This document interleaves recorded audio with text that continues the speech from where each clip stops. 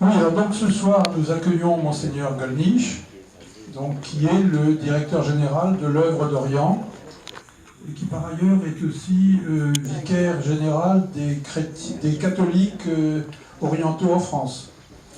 Voilà, bon, je ne vais pas vous passer en détail la biographie de Monseigneur Gollnisch, que vous pourrez effectivement aller voir sur le site de l'œuvre d'Orient, ce que je vous conseille vivement. L'œuvre d'Orient, je crois que tout le monde ici connaît, tout le monde connaît. Mais pour moi, en particulier, la petite revue, un peu plus loin du... Non, non, non. Non, un peu plus loin. Ah, mais voilà. Un peu plus loin. Bon, en particulier la petite revue, je dirais adolescent, je la lisais déjà avec beaucoup d'intérêt et ça continue aujourd'hui. Chaque trimestre, on la reçoit. C'est vraiment quelque chose de passionnant, à la fois sur les églises du Moyen-Orient arabe et sur ces pays-là aussi. Bon, c'est souvent tragique, mais c'est aussi souvent plein d'espérance. Bon, voilà, donc sur ces sujets, vous le trouverez à la table. Ici, on vous propose le dernier livre de Monseigneur Gollnisch, sur les chrétiens d'Orient, Résister sur notre terre. Et vous pourrez aussi prendre, donc, pour ceux qui ne le reçoivent pas, prendre un exemplaire de la revue Œuvre d'Orient. Voilà, donc dans le domaine pratique, eh bien, comme de coutume, on fera passer une petite corbeille pour que vous participiez éventuellement aux frais de cette réunion. Si vous souhaitez aussi faire un don à l'œuvre d'Orient, si vous avez votre chéquier sur vous, vous pouvez le faire maintenant. Sinon, vous irez dès demain sur le site de l'œuvre d'Orient. Voilà, bon, donc on fera aussi... Alors, je vais passer la parole à Tadej Sidevich et au frère Hubert Marie pour élever un peu le débat. Pratiquement, on va vous faire passer une feuille pour qu'éventuellement vous indiquiez nom, adresse, etc., pour qu'on puisse vous recontacter. Et à la fin, on vous fera passer des papiers pour que vous puissiez poser des questions. Pour poser des questions par écrit qui seront traitées à la fin. Voilà. Bon, je crois que j'ai tout dit dans le domaine pratique. Vous éteignez vos portables, c'est un conseil général. Je vais le faire moi-même.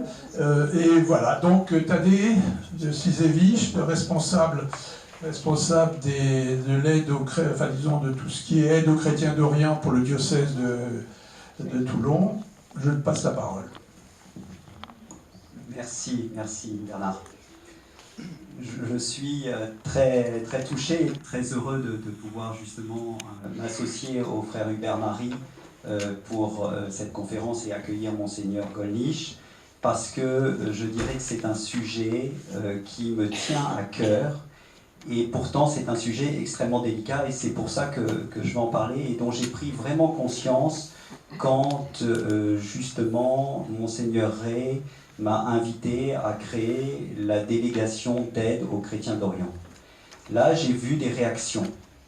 J'ai vu des réactions qui m'ont surprise et qui étaient de dire « mais pourquoi s'occuper que des chrétiens d'Orient? Pourquoi ce parti pris identitaire, cette partialité pourquoi, voilà, j'ai eu l'impression que c'était un peu, on était vu comme une lubie réactionnaire, et que c'était même impropre au dialogue avec les musulmans.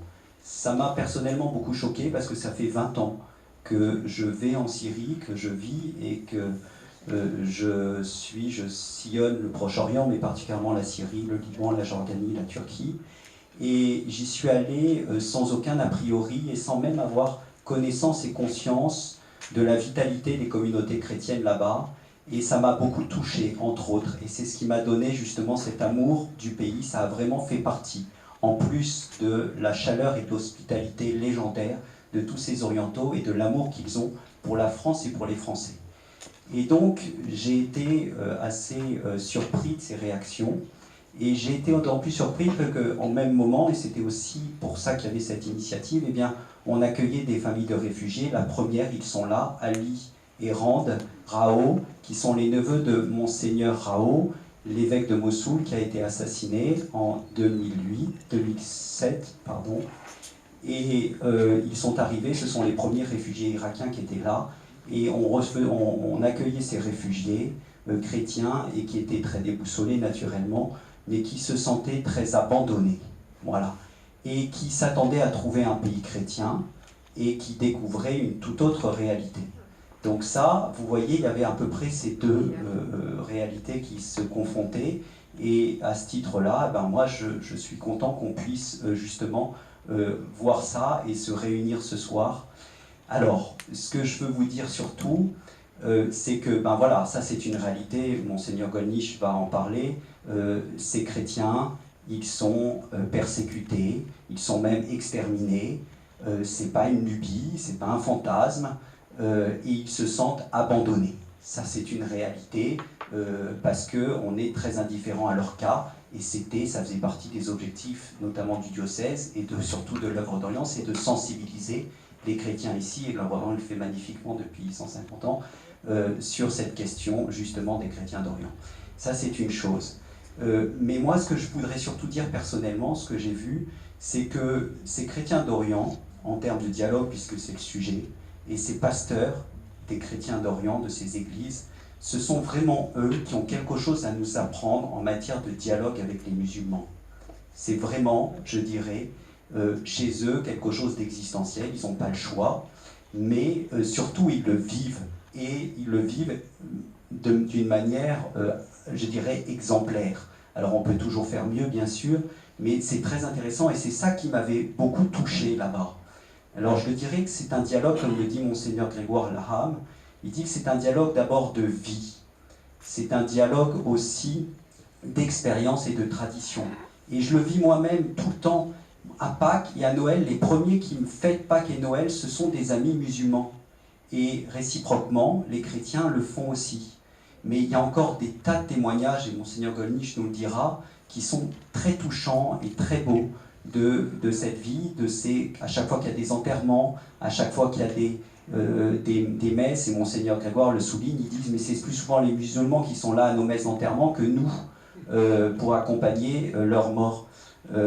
Il y a aussi de très beaux témoignages, même dans cette réalité assez dure de la guerre. Alors là, c'est devenu encore plus délicat, bien sûr, hein, parce que, voilà, on voit des choses très belles, par exemple, en Syrie, pourtant où il n'y a pas d'institution pontificale qui représente justement le dialogue de l'Église, du dialogue, il y en a beaucoup dans de nombreux pays du monde arabo-musulman, mais pas en Syrie, mais vraiment, il y a un dialogue qui est en bonne santé là-bas. Et il y a eu un grand symposium sur Saint Jean-Baptiste qui a réuni toutes les communautés religieuses de Syrie, y compris les Druzes, les Alaouites, les Sunnites, etc. Et bien ce symposium, et donc bien sûr toutes les communautés chrétiennes, autour de Saint Jean-Baptiste, parce que le tombeau de Saint Jean-Baptiste se trouve dans la mosquée des Omeyyades. Il a réuni les uns et les autres, et ils se sont tous exprimés, et à la fin, chacun a dit une prière justement à Saint Jean-Baptiste pour pouvoir justement lui demander de les rapprocher. C'est assez, voilà, bouleversant de le savoir, et c'est assez inimaginable pour nous Français de découvrir ça. Lors de la commémoration de l'anniversaire de je ne sais plus quel, de Saint Paul, ça a été la même chose. Les musulmans ont tous été, tous les imams et les responsables religieux ont été là pour justement participer par leur présence à ces cérémonies, à cette célébration à la mémoire de Saint Paul. Et puis après, il y a des très beaux témoignages de convivialité, qui sont qui sont vécus tous les jours, et même certains, et de la part des musulmans jusqu'au prix de leur sang, c'est sûr que c'est pas tous, mais assez extraordinaire. Notamment à Maaloula, le père Taoufik était venu témoigner, et c'était très beau sur justement cette convivialité nécessaire, et le père Taoufik de Maaloula en parlait avec de manière vraiment très existante, très, très vécue, parce que ce village où les chrétiens et les musulmans vivaient dans une très belle harmonie, du jour au lendemain a basculé, et les voisins musulmans se sont retournés contre les chrétiens, ils ont été manipulés et ils se sont retournés et ils ont trahi. Et il y a 3 villageois qui ont été assassinés sur le champ, qui n'ont pas pu s'échapper. Et il y en a 6 autres dont les corps viennent d'être découverts il y a à peine une semaine. Ils ont été enterrés hier. Et qui avaient été justement, et qui depuis 3 ans n'avaient pas de nouvelles, puisque ça remonte à 2013, et qui ont été découverts. Il y a eu un enterrement hier, justement, sur ces 6 hommes. Enfin, on a retrouvé 5 corps sur ces 6. Donc c'est vous dire comme la blessure est profonde, et malgré ça, le père Taoufik ne cesse d'inviter ses fidèles à pardonner. Voilà. Alors je le dis, je ne vais pas m'éterniser, c'est vrai qu'il y a tellement de choses à raconter sur le sujet, mais ce qu'il faut ajouter, c'est que ce dialogue, et les pasteurs là encore nous le confirment, c'est que c'est certes un dialogue qui montre que la vie prime sur les idées, qui montre qu'il faut d'abord qu'il y ait l'amitié avant l'annonce de la parole, mais c'est aussi un dialogue qui doit avoir une finalité.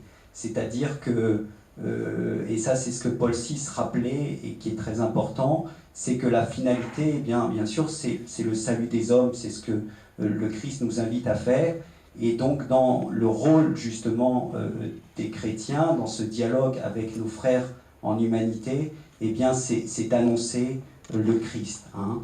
Ça c'est une réalité. Et les pasteurs là-bas justement sont des témoignages évidents de ça. Et ces chrétiens d'Orient, avec les valeurs qu'ils défendent et qu'ils prônent, ont un rôle plus que jamais important pour, je dirais, pour participer à la paix. C'est vraiment ça qui est très important grâce à ce souci de défendre la liberté de conscience, ce souci de charité, ce souci de respecter les différences, ce souci de pardonner, même si c'est pas facile, eh bien, ils sont justement là les meilleurs facteurs d'unité et de paix.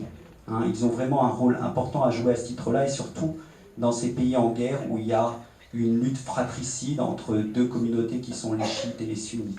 Voilà. J'avais encore beaucoup d'autres choses, mais je ne vais pas m'éterniser. Et puis, Monseigneur Gollnisch va encore le dire.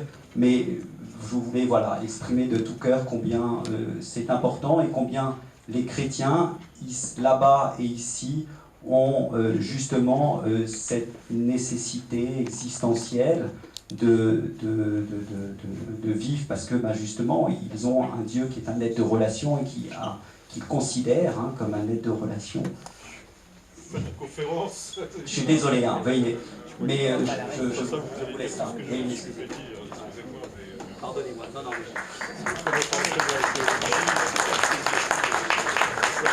Merci, Thaddée. Monseigneur, l'Église nous demande de promouvoir et de réaliser le dialogue avec les personnes de religion musulmane. Notre foi, plus forte que nos sensibilités politiques ou nos peurs, veut être fidèle à cet appel de l'Église et de nos papes successifs, et c'est pour cela que nous avons voulu vous inviter, parce que le drame que vivent les chrétiens d'Orient persécutés par des fondamentalistes qui instrumentalisent l'islam peut faire douter de cette sagesse de l'Église qui nous invite au dialogue. Et c'est donc la première raison pour laquelle nous voulons vous entendre, pour nous aider à comprendre pourquoi il n'y a pas d'opposition entre cette nécessité du dialogue et ce qui se vit là-bas. C'est la raison pour laquelle cette conférence a été organisée par le SDRM avec l'aide de la délégation pour les chrétiens du diocèse. Et puis la seconde raison, qui n'est pas sans lien avec la première, c'est de savoir comment soutenir les chrétiens d'Orient, outre notre prière, et comment les aider à ne pas laisser disparaître la foi chrétienne de là-bas, selon l'appel de plusieurs de leurs patriarches.